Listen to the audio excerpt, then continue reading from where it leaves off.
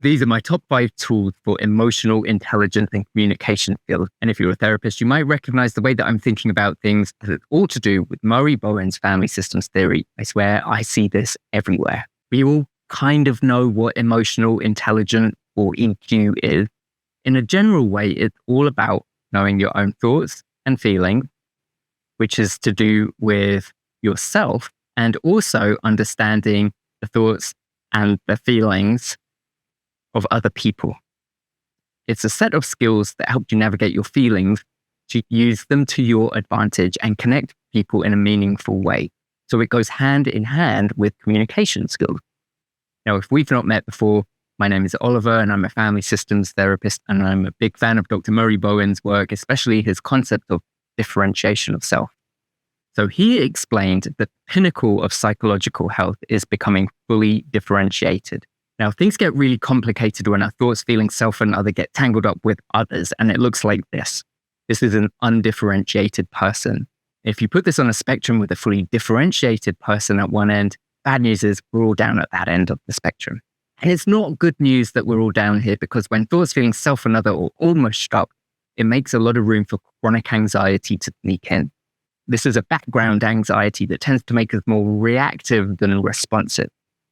All of the tools and the communication skills in this video are aimed at helping you separate out thoughts, feelings, self, and other, and move closer up to being differentiated. If you want to know more about emotional intimacy or Murray Bowen's work, it's totally my thing. So hit subscribe and I'll keep these videos coming. I've researched and read so much about this topic, and I love sharing it with people. I think my videos explain it in a really simple way. So by using these skills and practicing these skills in the video, it not only improves your personal well-being, it lowers chronic anxiety, and it helps you build more meaningful, more fulfilling connections, both personally and professionally. Who wouldn't want to know more? So skill number 1 is about emotional awareness. It's the foundation of emotional intelligence, really. And it's all about being able to distinguish between your thoughts and your feelings. Recognizing your feelings as they arise and understand how they influence your thoughts. And similarly, understanding how your thoughts impact your feeling.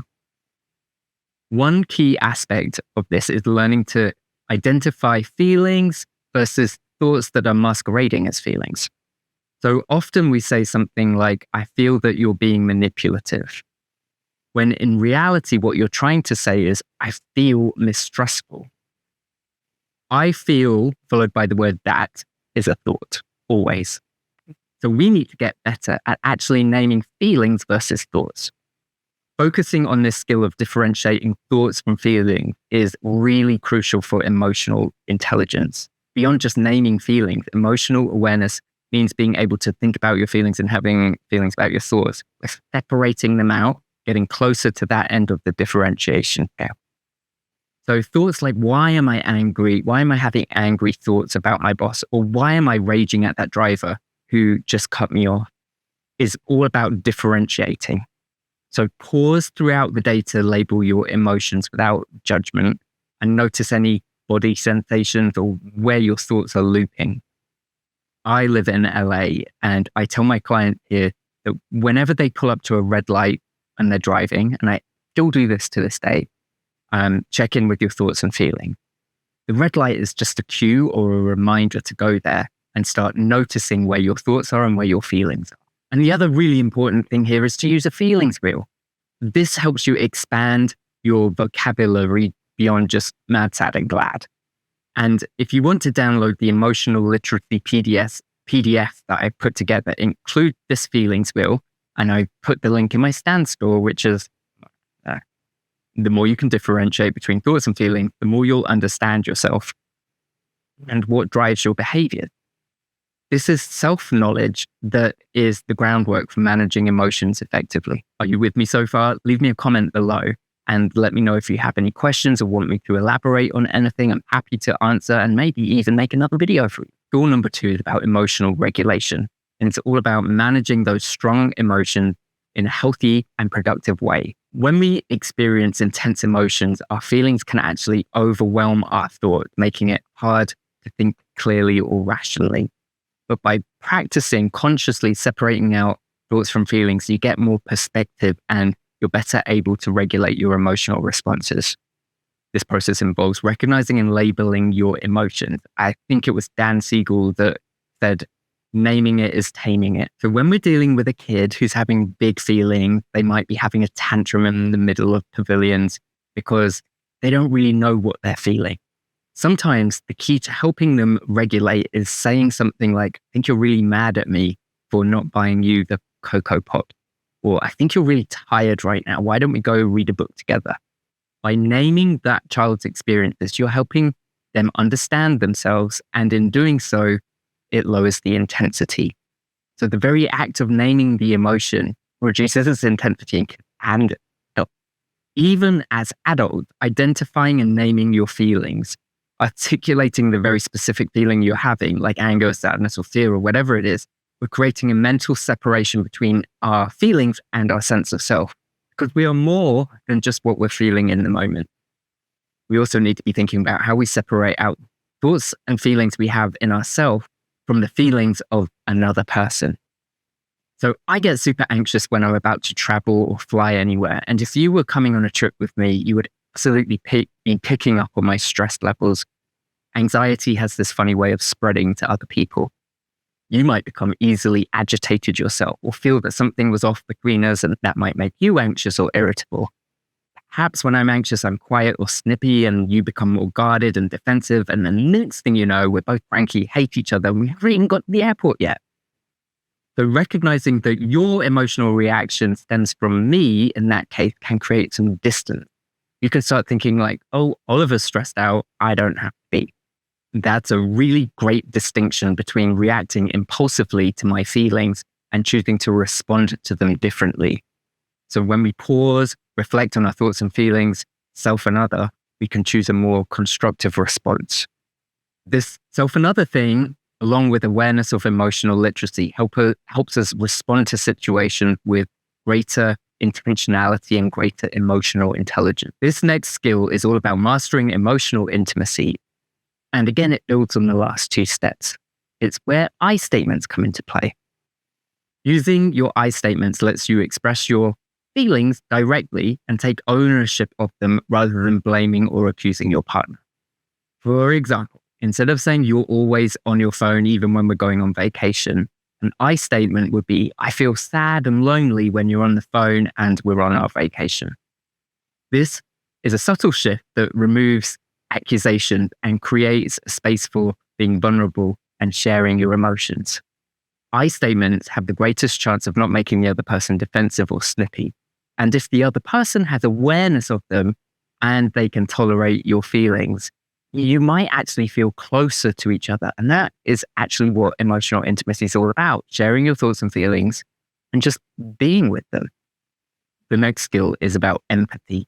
And it is a key emotional communication skill. And empathy is actually really complicated. It involves knowing your own feelings, so self and feelings.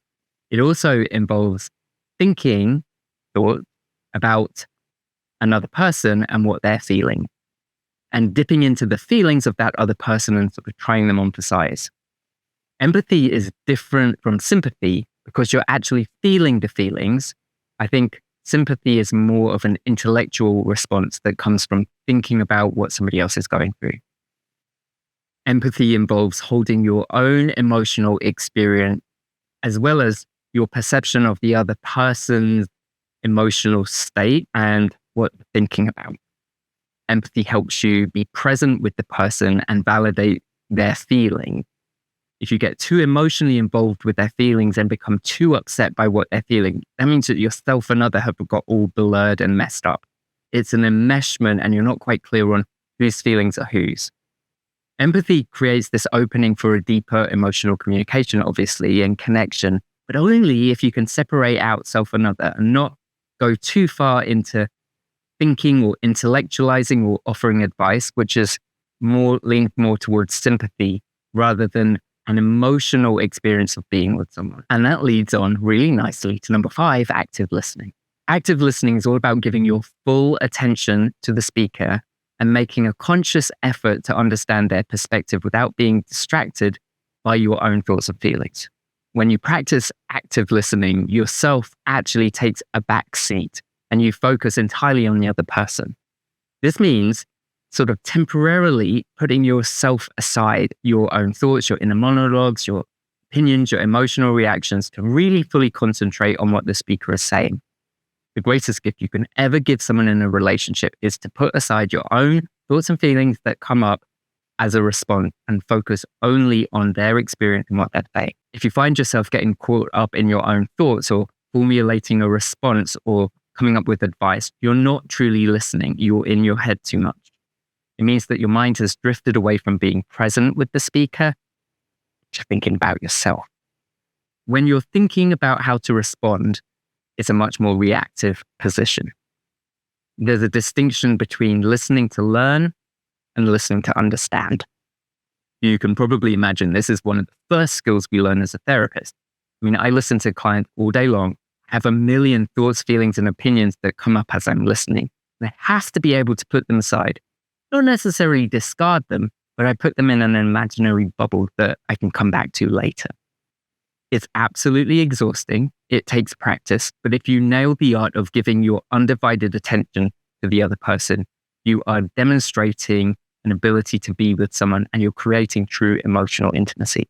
Now, obviously, once the speaker has finished, you can re-engage your thoughts and feelings, pull them out of the bubble and share your viewpoints, but you're responding more thoughtfully, which is different from reacting in the moment and offering thoughts, opinions, and advice. These skills are basic, but it is the foundation of emotional intelligence. And I hope these 5 tools, emotional awareness, emotional regulation, emotional intimacy with I statements, empathy, and active listening, you can enhance your emotional intelligence communication skills, and it will really make a difference in your life and to your relationship. And once again, if you found this video helpful, please give it a thumbs up, subscribe, share it, like it. Definitely leave me questions in the comments below. I love hearing from you, and I'm happy to make more videos to explain things if you don't understand them.